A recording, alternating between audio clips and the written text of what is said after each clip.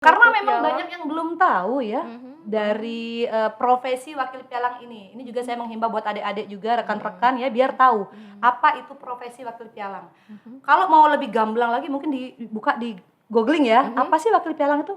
Ini Mhm. wakil pialang memang profesi menjanjikan juga ya Mbak Ella ya. Mhm. Saya itu tahu wakil pialang ini pun juga nggak lama, Mhm. saya masuk ke perusahaan finance, Mhm. refund, baru saya tahu apa itu wakil pialang. Mhm. Karena background saya kan, tidak ada yang gini-gininya Nggak ada sebenarnya, sangkut pautnya tidak ya. ada sangkut pautnya dengan bursa. Mhm. Ternyata apa, kenapa saya bertahan sampai sekarang, karena Mhm. memang menjanjikan, Mmm. menjanjikan. Cuan mengalahkan segalanya ya, Mbak, Bukan ya? lagi.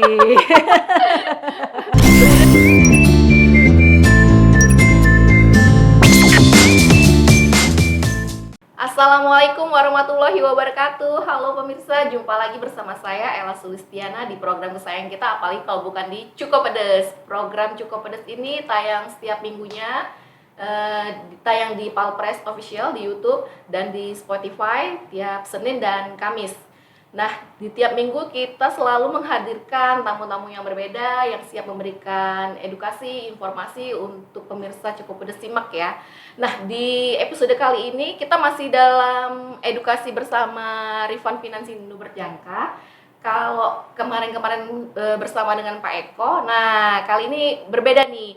Sudah ada perempuan cantik yaitu Mbak Siska Januarti. Iya Halo iya Mbak iya. Siska, apa kabar Mbak? Halo Mbak Ella, Sehat alhamdulillah, ya? baik alhamdulillah. Sudah siap memberikan informasi untuk Insyaallah, pemirsa Cukup Pedes ya? insyaallah, insyaallah. Oke deh pemirsa Cukup Pedes, tanpa menunggu lama lagi kita langsung mengobrol dengan Mbak Siska ya. Oke Mbak Siska, ini langsung aja nih. Kalau kemarin-kemarin kan Pak Eko udah menjelaskan tentang Rifan itu sendiri. Nah, mungkin ada peranan yang penting nih kalau bagi nasabah, calon nasabah ya yang ingin bermain saham nih, pasti kan ada peran seseorang nih, katanya wakil pialang ya. Nah, Mbak Siska boleh jelasin nggak sih wakil pialang itu apa dan perannya tuh seberapa penting nih? Oke, sebelumnya saya menyapa dulu ya pemirsa Cukup Boleh. Pedas. Assalamualaikum, saya Waalaikumsalam. Siska ya. Jadi kalau kita berbicara tentang wakil pialang, mungkin sebelumnya di part sebelumnya sudah membahas tentang apa itu pialang mungkin ya. Nah, sudah. ternyata ada peran yang lebih penting, bukan lebih penting, juga tidak kalah penting dari pialang itu sendiri. Pialang itu adalah badan usahanya ya, sedangkan wakil pialang adalah yang mewakili pialang itu sendiri, Mbak Ella. Jadi ada perwakilan pialang yang ini adalah individu perorangan yang jadi perantara antara investor atau nasabah kita sebut untuk transaksi atau trading ya ke bursa dunia. Dalam hal ini di bursa Indonesia, bursa berjangka Bursa Jakarta. Berjangka, Mungkin orang selama ini taunya itu broker ya bahasanya ya. Bahasa kerennya ya Mbak ya. Bahasa kerennya sih broker. Tapi dalam hal ini broker itu banyak macam. Kalau nama legalnya itu adalah wakil pialang berjangka yang biasanya kita singkat dengan WPB. WPB. WPB. Lantas Mbak, perannya tadi apa nih si wakil pialang? Jadi wakil pialang ini legal secara hukum, intinya itu dulu. Jadi legal secara hukum. Jadi Legal bukan secara- kaleng-kaleng. bukan kaleng-kaleng. Bukan yang nawarin sana sini ya, nggak jelas gitu ya Mbak ya. Oke Jadi deh. wakil pialang ini sudah mengikuti tes sertifikasi Ada ujian tesnya. profesi. Oke. Nah, jadi pialang ini adalah profesi yang memang legal, mempunyai SK resmi dari Kementerian Perdagangan dan Bapepti. SK resmi berarti ada tes khusus ya Ada berarti ya tes, Mbak ya. pasti ada tes. Berarti apa? Wakil pialang ini mengetahui mulai dari undang-undang, aturan main, PBK. PBK itu perdagangan berjangka komoditi. Ya, bagaimana sih undang-undangnya? Bagaimana sih aturan mainnya? Karena apa? Karena memang yang berhak untuk memberikan edukasi, maintenance sampai sosialisasi itu adalah wakil pialang berjangka. Oh, si wakil pialang ini Iya, ya Mbak ya. Berarti memang punya peranan yang sangat penting. Dan ada sekolahnya atau memang langsung tes atau gimana nih? Kalau Mbak wakil Siska? pialang itu karena memang ujian sertifikasi, nanti pada saat dia masuk ke dalam suatu pialang, nah dalam hal ini PT Rifan Finansindo Berjangka, saya adalah pialang dari PT Rifan. Jadi pada saat kita buka website Bapepti, di situ ada www.bapepti.go.id, government ya. Kalau kita klik nama wakil pialangnya, kalau dia muncul di sana langsung muncul SK dan nama pialangnya, oke. perusahaan pialangnya. Kayak Ah, ah. mungkin ngeklik Mbak Siska Januarti Iya, betul. muncul ya. Berarti terdaftar dan resmi ya. Betul banget. Jadi Oh, nasabah-nasabah juga harus gitu. tahu pada saat mereka mendaftarkan diri menjadi investor atau nasabah di salah satu pialang, apakah yang menawarkan nasabah ini orang resmi atau tidak. Dicek dulu ya Dicek Mbak ya dulu di yang benar. bapepti.go.id. Oh, itu caranya. Ya, itu Kemudian, dulu pertama dilihat apakah yang menawarkan, karena apa? Hak untuk memberikan edukasi, pendampingan, bahkan sosialisasi itu haknya wakil pialang. Oh, oke. Nah, jadi kalau biasanya investor itu ketemu sama marketing atau konsultan, tetap harus mengetahui wakil pialang resmi saya siapa. Karena apa? Nasabah ini tidak akan bisa mendaftarkan diri sebagai nasabah bursa tanpa ada verifikasi dari wakil pialang. Oh, jadi sebelum nasabah melantai di bursa, bermain di Melantai. bursa, berarti harus terverifikasi Iya, oleh si wakil betul pialang banget. ini ya, Mbak ya. Mm-mm. Oh, begitu mekanisme. Saya baru tahu loh, Mbak. Oh iya. Jadi ada Untuk ketemu sama saya ya. untuk ketemu maksudnya Jadi tahu. sedikit teredukasi jadinya. Nah, untuk jadi wakil pialang ini susah nggak sih, Mbak? Atau susah gampang? Atau kayak ibarat kita mau daftar PNS yang peminatnya beribu-ribu. Nah, kalau wakil Peminatnya pialang banyak, peminatnya banyak. Kalau untuk menjadi WPB itu memang persyaratannya minimal lulusan D3. Oh, D3. D3. Sebenarnya ini karena saya bernaung di PT Rifan, jadi saya masuk ke PT Rifa karena pada saat dia jadi wakil pialang ini kan akan bekerja di pialang juga. Iya. Jadi ada wadahnya. Ya, kita itu tersertifikasi itu di perusahaan apa, intinya gitu. Jadi minimal itu memang D3, kalau di pialang itu ada levelnya sebenarnya. Nah, di situ akan ada tes. Tes itu langsung resmi dari Bapepti, ada tes tertulis. Oke, Tertulisnya itu ada kemarin waktu saya itu di Jogja, Mbak Ella. Di Jogja ada 100 Jauh soal. Wah, bukan lagi, sekalian kita jalan-jalan. Jalan-jalan. Oh, banyak juga Mbak 100 ya? 100 soal, berarti apa? Kita harus tahu apa itu PBK. Seperti apa transaksi di PBK. Ada beberapa produk yang di PBK. Jadi pada saat memang nasabah ini ketemu dengan wakil pialang, berarti kan orang itu sudah mengerti aturan main, rule bagaimana transaksi di bursa. Seperti itu. Kenapa harus ketemu dengan wakil pialang langsung? Karena jelas, kemarin Pak Eko juga udah jelasin ya Mbak Ella ya, ada peluang, ada resiko. Nah, karena kita sudah tersertifikasi, sudah resmi, otomatis apa? Syarat nasabah ini untuk menjadi nasabah di bursa harus mengetahui peluang dan resiko. Itu yang menjelaskan si wakil pialang Wakil ini pialang, ya. intinya nasabah tahu. Karena apa? Pada saat proses verifikasi, nasabah akan dipertegas apakah memang sudah benar dijelaskan. Nasabah tidak boleh memberikan password. Itu memang sudah ada aturan main dan itu direkam atau recording. Nah, jadi yang bisa istilahnya apa ya, naker ya bahasa gitu ya. Apakah nasabah ini layak atau tidak menjadi nasabah, itu balik lagi ke wakil pialang. Jadi tidak semua orang tuh layak jadi nasabah. Oh, jadi nggak semua nasabah bisa kita ACC nih Mbak, maksudnya melantai di bursa tadi. Enggak. Yang pasti pertama kali yang di ACC kan ada duitnya Mbak. Itu yang penting ya Mbak ya. Ya ada duitnya dulu. cuannya. Karena memang ini transaksinya digital, otomatis nasabahnya harus melek internet dong. Kalau di daerah dia itu tidak ada yang namanya internet, bagaimana mau transaksi? Iya, benar Iya kan? juga Mbak. Harus ada internetnya. Iya. Banyak bagi persyaratan untuk menjadi nasabah, nanti mungkin akan dijelaskan lebih lanjut ya Mbak ya. Silakan aja datang ke kantor ketemu sama saya, nanti saya jelaskan. Gitu ya. Oh, berarti wakil pialang ini juga bisa mengetahui ini mana yang layak mana yang enggak ya nasabahnya ya Mbak ya, tadi kata Karena Mas itu Siska memang tadi ada ya. proses KYC ya, dalam artian memang nasabah ini tahu bahwa ini adalah bisnis, ada peluang, ada resiko, dana yang dipergunakan apakah memang dana bukan uang sakit dalam artian gitu ya. Terus memang nasabah ini sebelum mereka terjun melantai, bahasa Mbak Ella tadi ya, sebelum melantai ke bursa berjangka untuk transaksi di perdagangan berjangka digital, mereka harus tahu dulu bagaimana cara transaksinya. Nah, oleh karena itu, pada saat nasabah itu sebelum masuk, nasabah itu akan mendapatkan 2 akun sekaligus. Yang pertama simulasi, yang kedua akun real. Jadi nasabah diajarkan dulu. Oh, sebelum dia resmi bermain bursa tadi ya Mbak ya.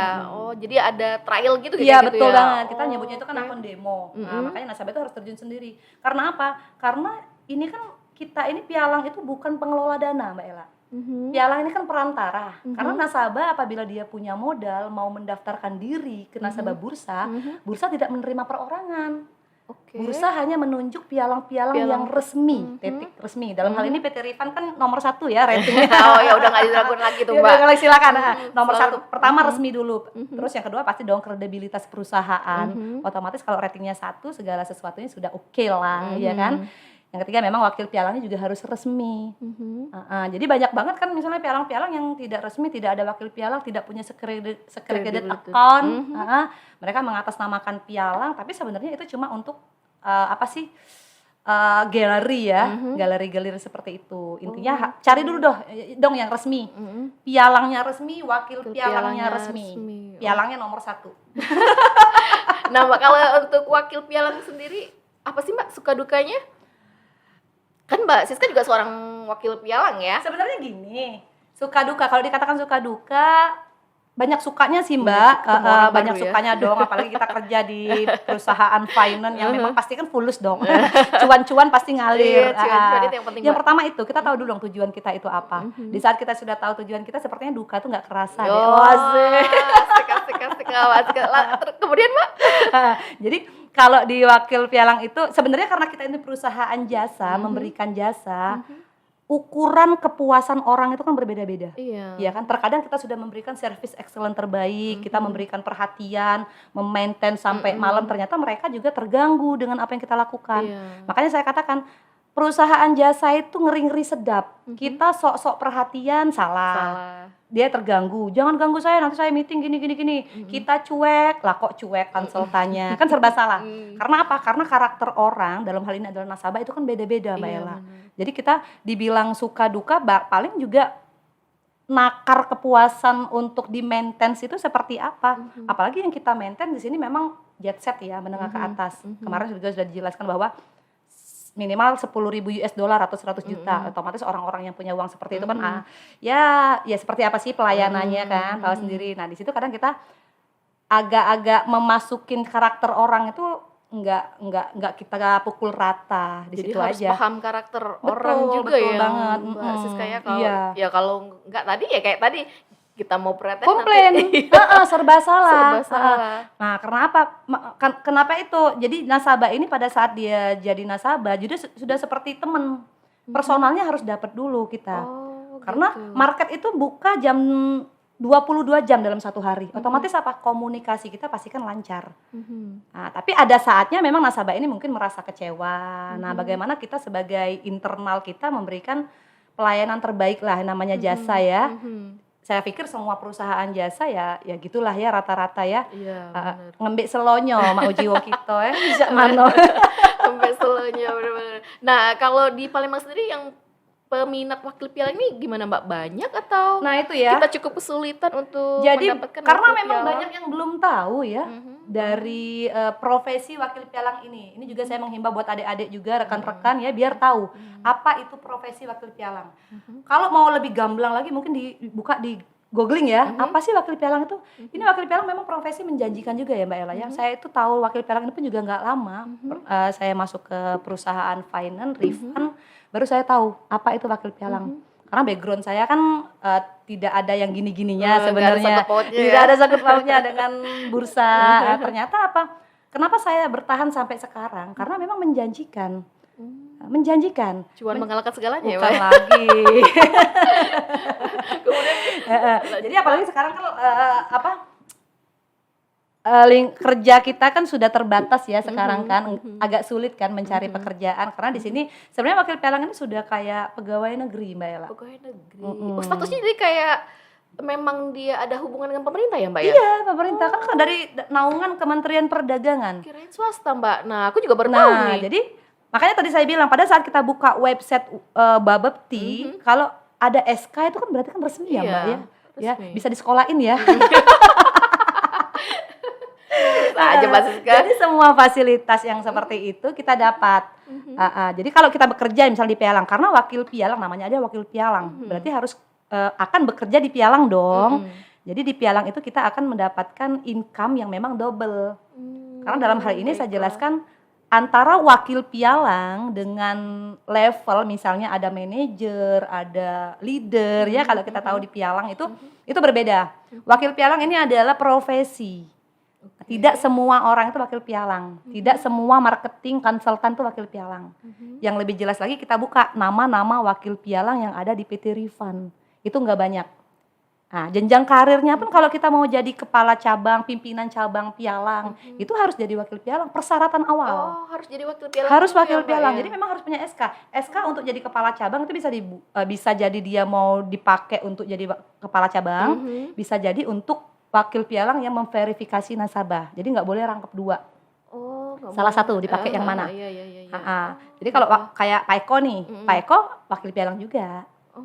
Wakil pialang. Tapi SK-nya memang dipakai untuk buka cabang di Palembang. Jadi ada jenjang karirnya Oh, ya pasti, sebenarnya ya. pasti, Tapi ya itu tadi belum banyak yang tahu ya, Yang tahu, Mbak Siska ya. Jadi mungkin Mbak Siska juga dalam kesempatan di Cukup Pedes kali ini mungkin menghimbau siapa yang berminat jadi wakil pialang Jadi jadi sekalian. saatnya ya, Weh. Nah, kalau yang berminat jadi wakil pialang itu harus ngapain dulu, Mbak Siska? Sebenarnya pertama kali memang kita harus ada wadahnya dong, wadah pialang. Dan tidak langsung jadi wakil pialang, meskipun dia memang pertama kali tamatan D3. Nah, kalau di PT Rifan itu karena memang harus mengetahui banyak hal tentang PBK, pada saat dia masuk ke dalam suatu instansi, dalam hal ini PT Rifan, tidak langsung jadi wakil pialang. Dia akan digamblang, diberikan edukasi, diberikan hard training kita bahasanya, diberikan pembelajaran tentang pialang sampai memang jenjang manajerial. Dan itu nggak lama. 3 bulan bisa jadi manajer kalau di Rifan itu. Karena memang kita front office ya, kita yang menciptakan kursi-kursi manajer kita sendiri dengan hasil. Nah, setelah itu baru pada jenjang manajer yang tamatan D3 ke atas akan diikutkan tes profesi. Tes profesi. Nah, itu nanti informasinya langsung dari pusat, langsung dari Kemendak. Kapan tesnya? Dan itu akan diikuti oleh orang se-Indonesia. Wah, se-Indonesia Raya ya saingannya ya, Mbak ya. Di Indonesia Raya. Banyak ya. Diikutin, waktu itu saya kan kemarin di Jogja nih, jalan-jalan ke Jogja. Jalan-jalan. enak. Diberikan soal yang memang itu seperti, ya memang tes yang memang benar-benar tes. Sampai dilihat bagaimana performa kita, komunikasi kita. Karena apa? Kita ini akan menjadi konsultan yang akan mendampingi nasabah. Kalau komunikasinya ya maaf kurang lancar, bagaimana kita mendampingi nasabah. Karena di sini kita konsultan, memberikan edukasi. Apakah sudah tahu tentang undang-undang di PBK? Harus paham juga tentang undang-undang ya, Mbak ya. Karena itu yang harus kita jual ya, untuk meyakinkan karena ada nasabah kita. Di Undang-Undang Nomor 10 Tahun 2011 itu sudah lengkap sebenarnya. Apa itu arti-arti semua itu? Apa itu wakil pialang, tugas dan tanggung jawabnya apa saja? Itu akan ditanyakan. Bahkan akan diinterview sampai ada kasus-kasus di lapangan. Seandainya seperti ini apa yang kamu lakukan? Itu seperti itu. Sudah ada apa kayak prosedurnya kayak gitu ya. Ada. Karena memang kita kerja di lapangan, kita akan menghadapi dengan beberapa karakter orang sehingga memang mungkin pertanyaannya pertanyaan terbuka ya pada saat interview ya. Tergantung case kasus apa nanti yang kita dapatkan. Seperti itu. Nah, kalau Mbak Siska sendiri kenapa tertarik jadi wakil pialang? Apa karena coba-coba? Buat anak coba-coba. Apa karena tertarik ada yang nawarin atau memang udah ini gue banget nih ya? Atau gimana nih Mbak Karena Siska? pertama kali terus terang saya nggak ngerti itu apa wakil pialang. Sama ya, jadi jadi masih nggak samar-samar ngerti. itu ya. Saya masuk ke pialang karena memang saya lihat itu pendapatan tertinggi. Wah, balik lagi ke cuan-cuan ya, pemirsa Cukup Pedas ya. Ternyata hari gini itu transaksi digital itu menjanjikan. Nah, kalau kita cuma sekedar menjadi investor di transaksi digital, kenapa saya tidak menjadi konsultannya? Berarti kan saya lebih banyak mengetahui tentang bagaimana transaksi digital. Pertama, saya nggak tahu itu wakil pialang itu apa.